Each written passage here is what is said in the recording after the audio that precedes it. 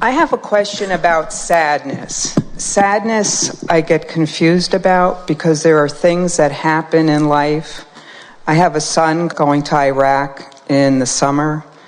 And also when you have close friends, I know it's not a death, but missing them, missing their physicalness and missing their friendship, I just feel like the sadness has to come out, but that doesn't feel good, so I get confused about sadness. It's an interesting emotion, isn't it? There are a number of things that we want to give you here. This is a very good place to begin, because we talked just a little bit ago about if there's a condition that you can't change. And when you focus upon the condition as it is, it causes you to feel uncomfortable, as in this case, sad. Then you're sort of just stuck with sad, aren't you? In other words, you can't do anything about it. You can't change it. So, is there an alternative? Is it possible for a condition to remain static and your response to it to change? It's a big question. It's a question that when we find the answer, will set you free. I want to say I know I can't control the situation, but there's that, my son's going far away. We are going to be blunt and bold first, and then we'll try to make up for it later.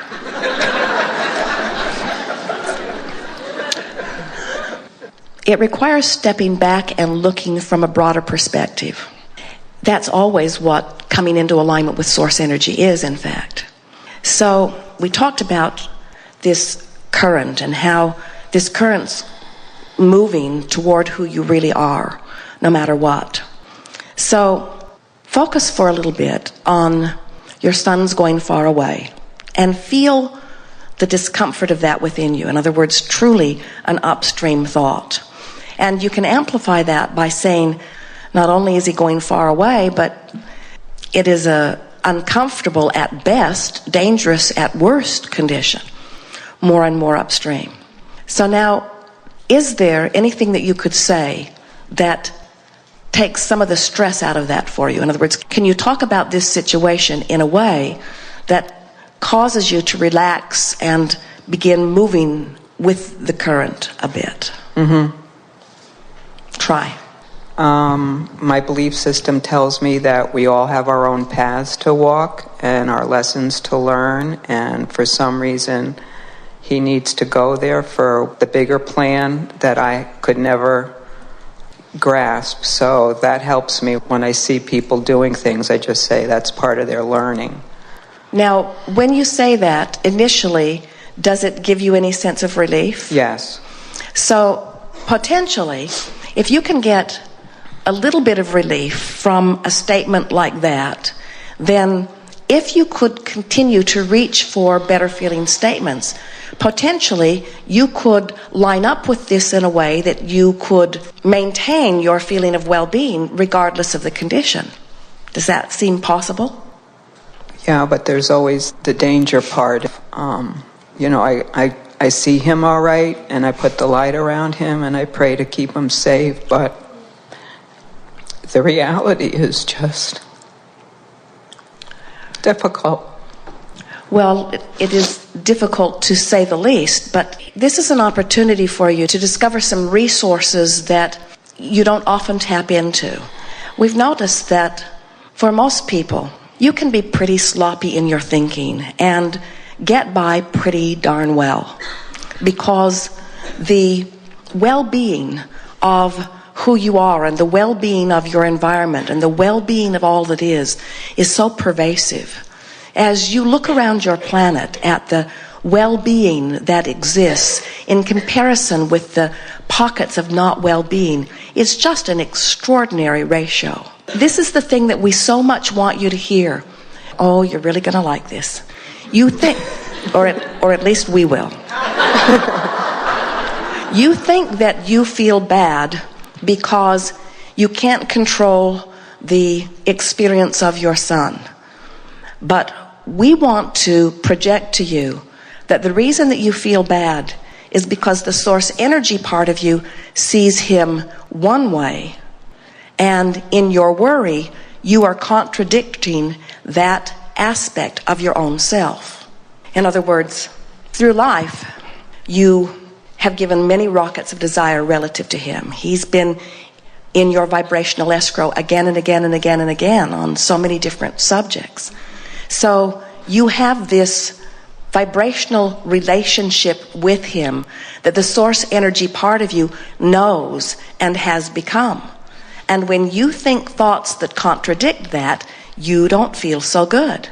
When you think a thought like, I am not worthy, that thought is a debilitating thought because it is so contrary to how your source feels about you. When you think a thought like, something bad is going to happen to my son, the reason that that feels so bad is not because something is going to happen to your son, is because that thought contradicts the broader knowing, you see. Now we know, we can feel it even in this room. There are those who would say, but Abraham, she cannot control the life experience of someone else. In other words, she cannot control what actually happens. And we say, that may or may not be true. You have powerful influence. But the sadness that you're talking about is not because something's going to happen to your son. The sadness that you are experiencing is because you're contradicting your own thought on a subject. In other words, it's not different than taking a club and beating yourself about the head. It's painful in the same way. You cannot think thoughts in opposition to who you really are and what you really know without causing discomfort within you. And somehow that's just got to be helpful. Now we know there are parents who would say, but I worried about my son and he did die. But we want to say to you, there are billions of parents who have had billions of worrisome, sleepless nights over things that never happened. They just used it as one more excuse for one more moment to keep themselves from flowing with the energy that is truly the source energy that is you. In other words, we want to find a way to explain to you that negative emotion is always about the same thing. It's about you taking a subject and activating it within you in such a contrary way to who you really are and what you really know, that you're using that subject as your temporary excuse to just pinch yourself off from the life force that would be there otherwise. You got this rip-roaring stream going, life's going along very well, you've become the source energy part of you is all frisky and bushy-tailed over there, bright-eyed, just in love with life, so in love with life because of all that you've been living, just lapping it up, the energy's moving, the river's flowing, and then you find this debilitating thought and you focus upon it. Oh, what an incredible, uncomfortable experience, you see. And so then people say, well, you can't promise her that nothing will happen. And we say, we can promise you that if you will stay in vibrational alignment with who you are, you'll feel good. And we can promise you that your son will have his own life. And we can promise you that your son is tuned in, tapped in, turned on. We can promise you that it is not his intention for something negative to happen to him. We can promise you that while you do not have creative control over what happens to him, you do have creative control over how you feel in the moment. This is a wonderful opportunity. In fact, one that the two of you chatted about before any of you got here. It would be nice to experience some true unconditional love. People talk about unconditional love all the time, but almost no one lives it. Most everyone says, well, I can feel good under these conditions, but I cannot feel good under those conditions. So let's change those conditions and then I will feel better.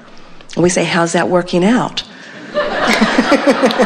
That's what that whole awful war is about also, isn't it? Let's try to change some conditions so that we can all feel better. And it just gets worse and worse and worse and worse because it is not the way to go about it. The way to go about it is to live the condition, give birth to what you prefer, and turn your undivided attention toward what you want. Now let us give you some words that will help you also. We want you to know that while there are many things that many people choose in the form of contrast that you probably would not choose for yourself, there are people that are living contrasting experiences that are giving birth to powerful rockets of desires that not only will serve them for all of the rest of their life and beyond, but are of advantage to all that is too.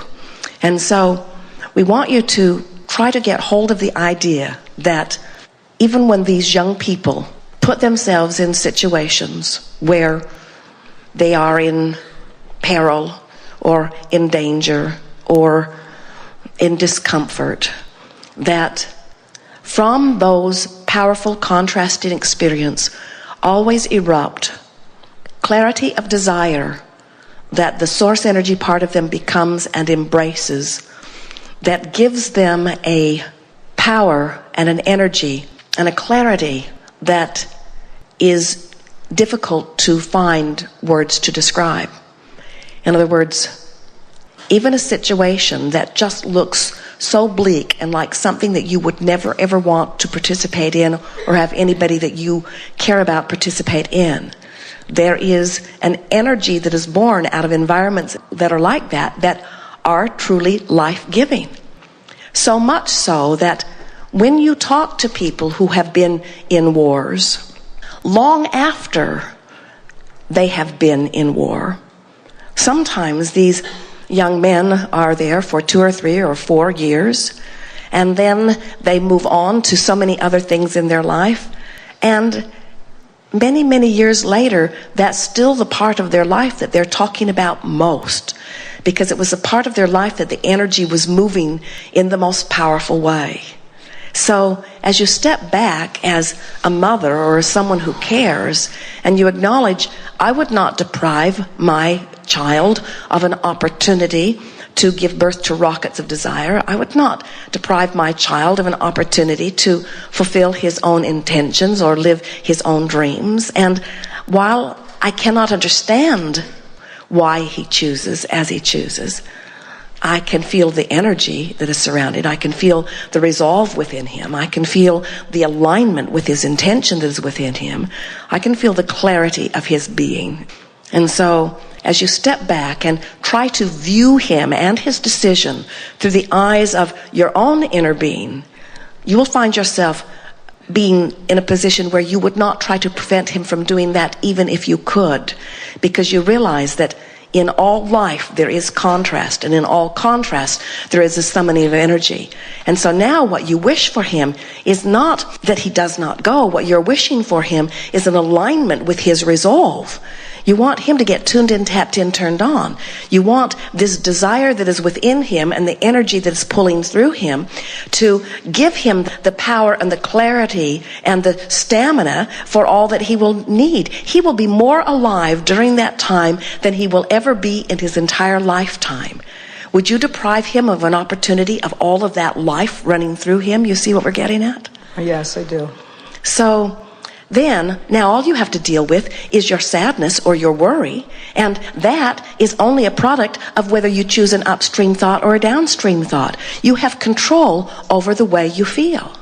So what you want to begin to say is, the majority of the worry that I have put myself through relative to this or anything has been because of my choice of thoughts, even more so than it has been because of my observation of conditions. The hardest thing about a war like this, the hardest thing is for the parents, because the kids are over there, they've got the energy being pulled through them, and so they are being given this life force, this extra clarity, this extra strength. In other words, most of them, as you visit with them, do not want to stop doing what they're doing. They're caught up in the energy stream of all of that, you see.